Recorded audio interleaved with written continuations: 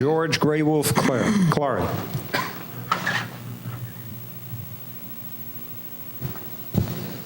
Good morning, Council. I'm really glad to be here, and I'm really glad to be cooperating with such a group. On this issue especially, I feel a lot of gratitude because I feel like that we have been encouraged. I feel that each one of you, councilors, have encouraged the consent of the governed to be expressed. And the consent of the governed is what this is all about, because we cannot have a fair and equal justice system without having the people consent to the laws that are going to be enforced upon them. So we have some participation, and you have encouraged that participation, and I feel really thankful. So I'm going to cut this short. You've heard me talk a lot.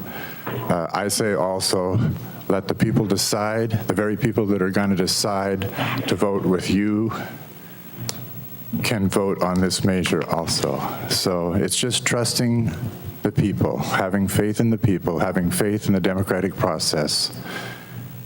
The time for this war against an herb has come.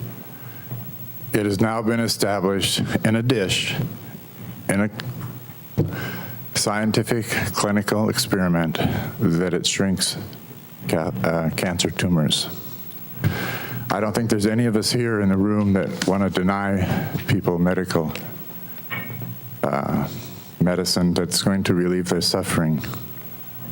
The reason that it is so important, and the reason that this day is a historic day, is that 12 states recognize this as medicine. And so what this has done, it has made the DEA in violation of the Controlled Substance Act for 12 years. So very soon, you see, there's 3 criteria for a Schedule I drug to be classified as Schedule I. Congress set this, and it also mandated that it should be kept up to date with current research, the scheduling of drugs. So the 3 are, number 1, it has to have a great propensity for abuse. Number 2, it has to have no medical use in treatment in the United States. Number 3, it cannot be used safely. It cannot be used safely. Those 3 criteria are now obsolete and have been obsolete since November 3rd, 1996, when California passed the first medical marijuana law.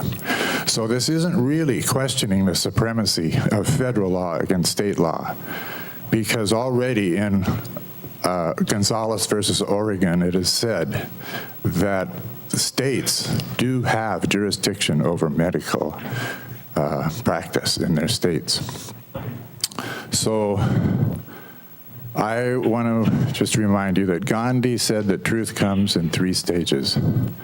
First, it's ridiculed.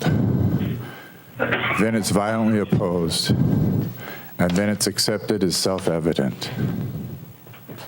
It's self-evident now. And if we cannot change this now, it's going to appear that we've been trafficking in human lives instead of commerce.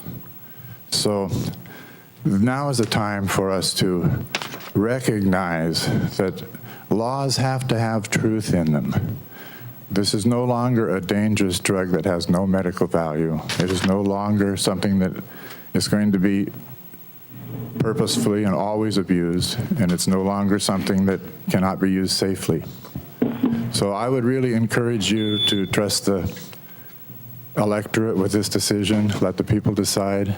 I commend all of you for encouraging the petition drive and supporting this measure. Thank you.